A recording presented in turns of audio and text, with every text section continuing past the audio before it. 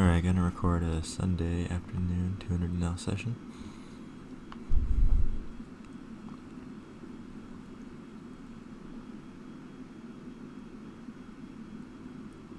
Tables seem fine. Stable, not so much, but I'm already trapped in. The curse of playing rig tables on a recording is you're not really able to game select like I normally would. So this would be a game that I probably wouldn't play based on... it's still first orbit, so really early to tell, but all normal stacks. It's not the best sign. We have a cutoff open, we'll be just flatting 5-4 suited. No, it looks like we're setting up to sit this one out, so we'll just go ahead and do that. King 6-3 versus cutoff board. We expect a lot of stabs, probably overstab, and this hand probably happy doing anything, but due to overstabbing assumption, would just be going for the check raise a lot there.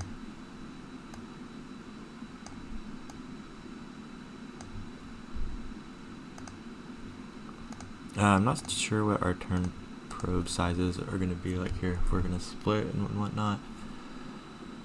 It is kind of sketchy when he checks back a flop that should be stabbed a lot, and we'll just go for like the 110 to 120, some tiny overbet size here, I guess, due to clock running out. Yeah, I'm not sure when the middle card pairs what kind of size we have. I guess we'll have that size right built around our 6x, and then maybe we can split and have our 40p size around some other hands. Maybe some mid pairs, some king x.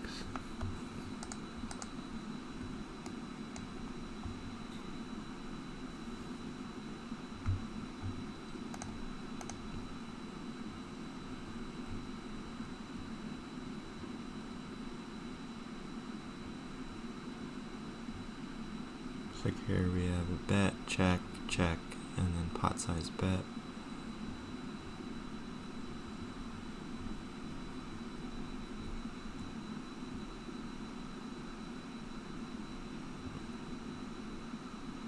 I guess big blind repping a strong ace plus there. It's interesting like what type of 3-betting size and range we use against a 5x opener with just 40 behind. Not sure, maybe we just go like 12.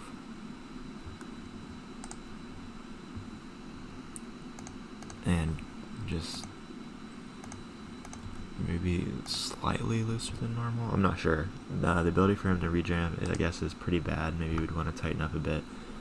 And it's hard to say without, we don't have any showdown information that I paid attention to, like, when they open that size, is that their normal size? Are they doing that with hands that they want to just get folds pre with? Or are they doing it with a stronger range? But yeah, I'm not sure what open sizing they've been doing, or if they've been lipping, etc. I'll be opening ace king from the cutoff to 3. I'm playing right now just 3x open from these two positions, and then 2.5 from low jack, hijack, and then min raising based on short stacks. And yeah, we have one sub 100, so we'll just stay on this table for now and get it put in 2 hands from now. Ace king. Oh, this is kind of nasty. I actually have no idea what we want to do here. This range is extremely tight. I don't think flatting makes sense. It allows in position. They have good price and ability to rejam. So I think our options are fold or jam. And I think being in cutoff first button, this player's range is going to be incredibly strong, and maybe that carries over here too. So we're just going to go for the jam this time, but I'm not sure about this actually. Yeah, so we get it in versus kings. Not too shocked there. Yeah, I don't know if we can just threshold like suited ace king or something, but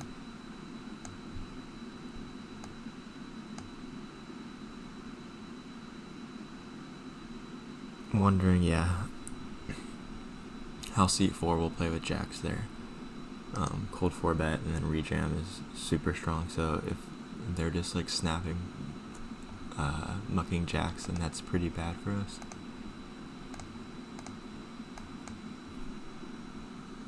Because the only hands we're flipping against is either ace king and queens.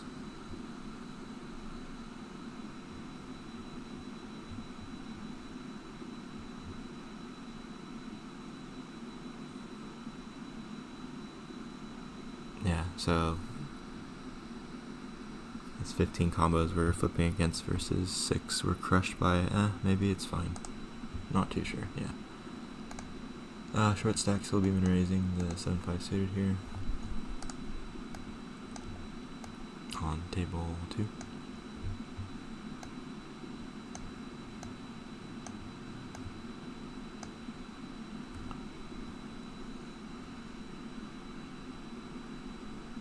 Not a hand that loves playing versus a short stack, but I think it's still fine.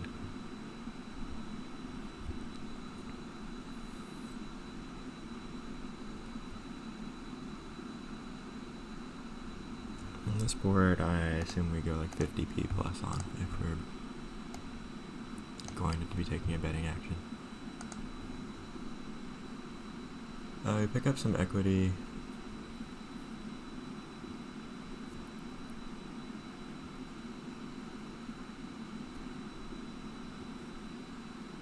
Snap call on the flop. Still not the best versus big blind range, which will have a lot more offsuit 2 pairs than we'll have. And some suited combos, though these low suited combos are blocking a decent amount of their suited gappers, etc. 9-4 is pretty loose, but whatever. Yeah, pretty gnarly spot. 4 flush rivers are, I think, over bluffed. This is check call, check bet line. But given that they put in larger bet size and they just have 2x that size behind, I'm just gonna make a fold here with the third pair. The 6s can go either way. I'll just ISO this time. I think flat's fine.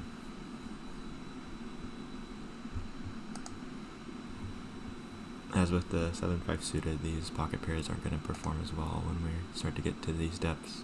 And then we face kind of things like that, which are super annoying. It'd be hard to find many folds here, I think. Probably continuing king jack off. Maybe preferring some high overcards to suited connectors and pairs once we're getting to these depths, but yeah, I'm just having to have to call.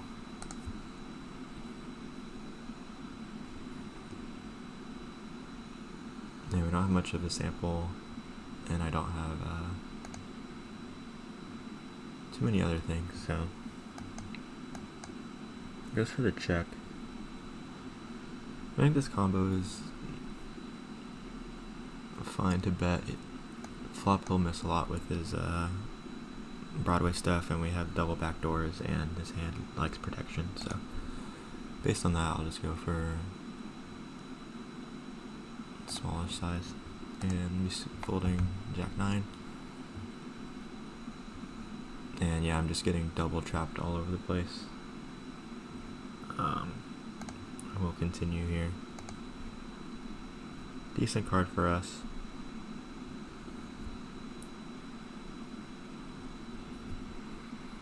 Don't think it makes sense here to keep betting versus his min raise.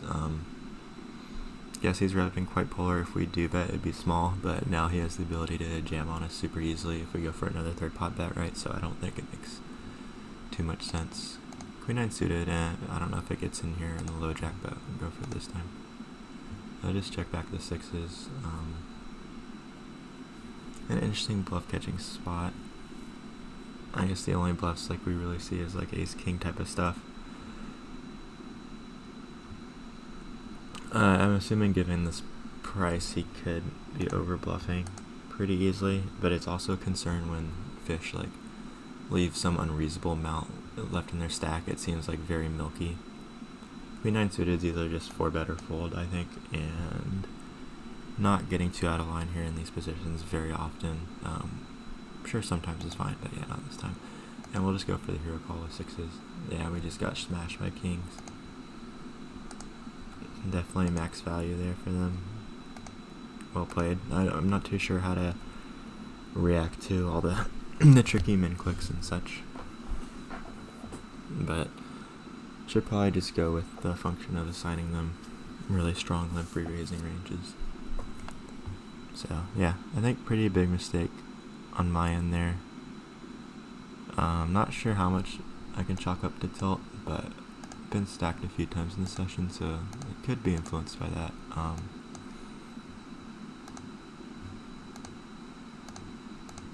Yeah, it's just hard because I always rationalize, oh, these min re-raises pre-flops and min check raise on the flop is like, they just seem very easy to overbluff based on like pot odds, etc. and stuff, but could be a mistake. Could just need to tighten up, because even if the pot odds are great, if their range is just really nutted, then yeah, it just seems unreasonable and pretty punty for me to try to like pick my bluff catching spots in those ones, whereas there's probably much better, more straightforward, less tricky lines that I can be bluff catching from. 9s will go to 2.5 from the hijack. 9-8 off won't be playing on table 4 in any capacity, and neither will 2-9 off on table 3.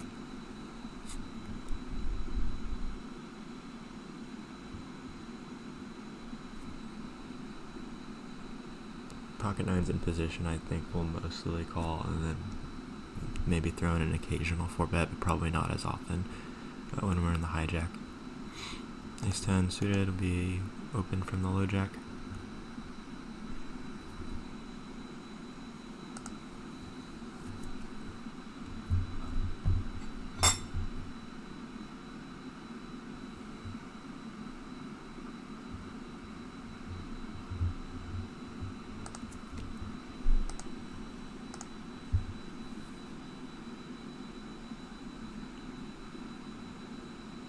And I'll be right back. I'm gonna sneak in a pee.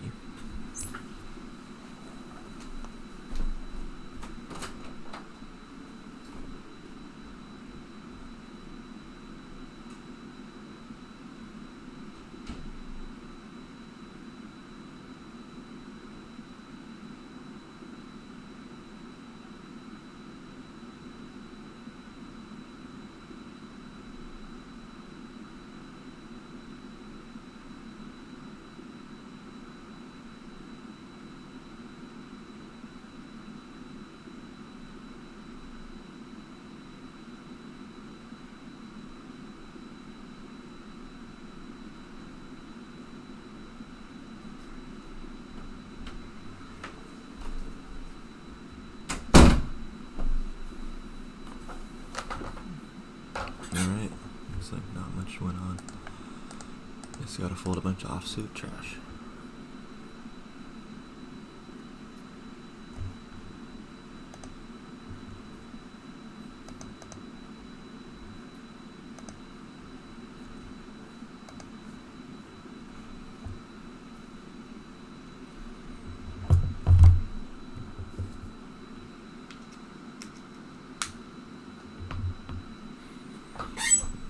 We have the limp call, the 3-bet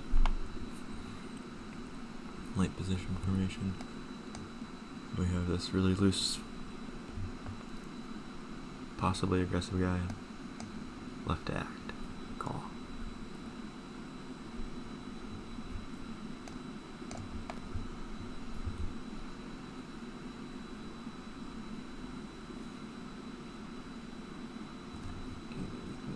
These ranges should definitely be pretty pocket pair dense. Some weird ace-x as well.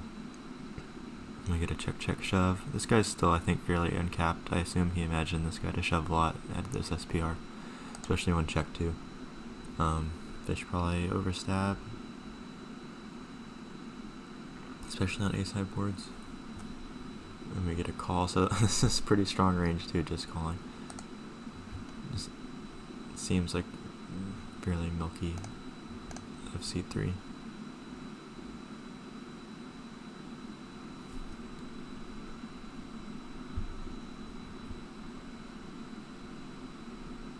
Yeah, so it's a question of who's slow playing who. 10-4-3, ace queen suited. I think this is a combo that's happy to check back given a showdown, but if we are going to bet here, we're going to go on the larger size, at least 50 plus, and let's go 50 this time.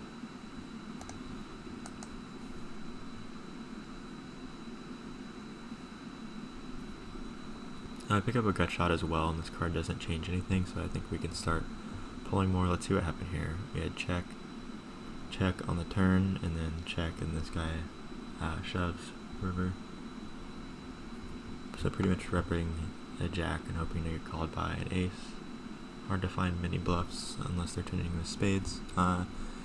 Here we'll go something like this. I think we could possibly go larger as well. We get snapped off, we turn that, and so we lose to pocket sixes, but it's hard to find many sixes from any side, so it looks like we just chop with a6. I'm not sure if reshoving, oh, so you just flop the notes, nice. So, interesting, yeah, we can see what that person had. Yeah, I'm wondering if I reshove, do I have like rate considerations? I'm not sure, but yeah, we just get snapped by a6 anyways. Yeah, I don't think like sets will call us or anything. Oh, so he did have sixes, so pretty sick. I guess float with the spade on that board versus that size. Sounds reasonable. I don't really think I can ever find a fold there.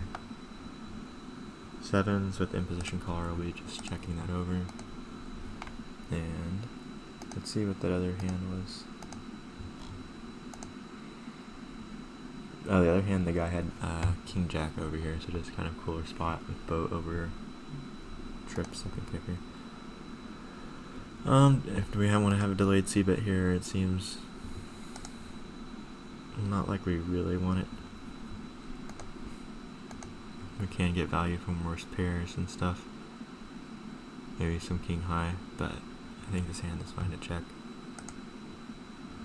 And I think check calls definitely fine. I think delayed stab is going to be pretty strong, but I don't think we can fold a pair here.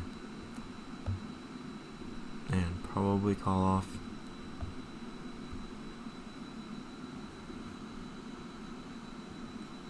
Pretty dicey spot here with top pair. I'm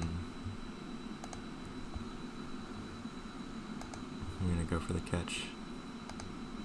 And large river bets probably just fold. Not sure if it makes sense for them to bluff much ace highs that miss the gut shot. They probably will check it down for showdown value a large percentage of the time, is at least what I'm expecting to happen.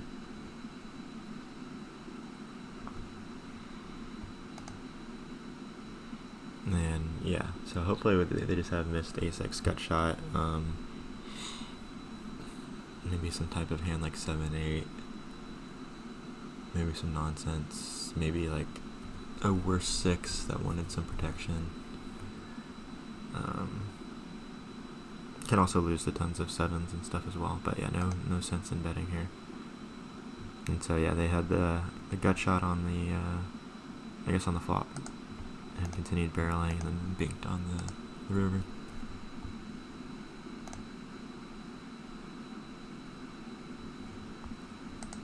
Yeah, super sick day. Down 4 buy-ins in the course of 150 hands. Pretty nasty. That's the way it goes. Let's see, probably play another half an orbit or so and then head out.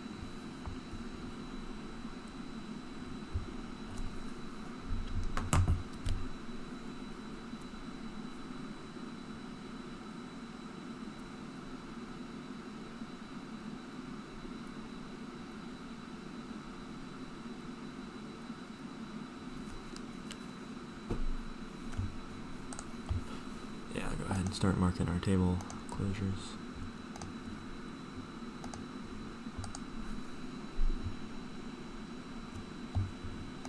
just want to check that hand again out of interest. What the short stack flatted with. It was because we had button open, small blind 3-bet, big blind 4-bet, and then button called with ace-5 off, so yeah, just trash. Flop the ace, jammed it, and then both jacks were slow playing, which seems to make sense. I mean, no rush to get it in on that dry paired board. Try to keep in opponents like hero calls with queens and stuff, I guess. Or just ace-x. Shoving earlier streets just can get some ace-x to fold out.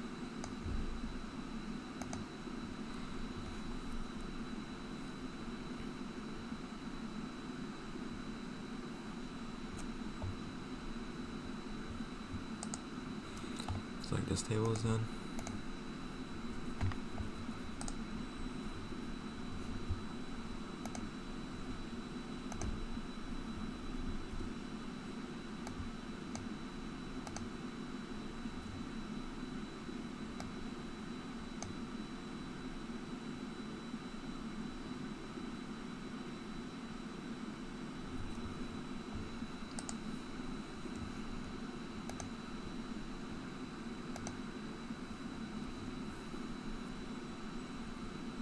RIP my win rate.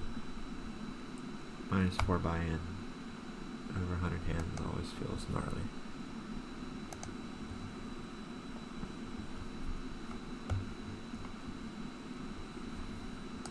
Super soft table here, unfortunately. I do have to leave. Always hate to see that, but planning to return tonight, and hopefully we'll see them still sitting here, waiting to get caught. Last hand on table 4, it's going to be a close open, but RNG says don't open 7-3, and then I'll roll for this table as well. Let's see. Alright, RNG says don't open 3-7. And that's going to end the session. Fitting ending for a brutal one. Alright, yeah, thanks for tuning in. Later.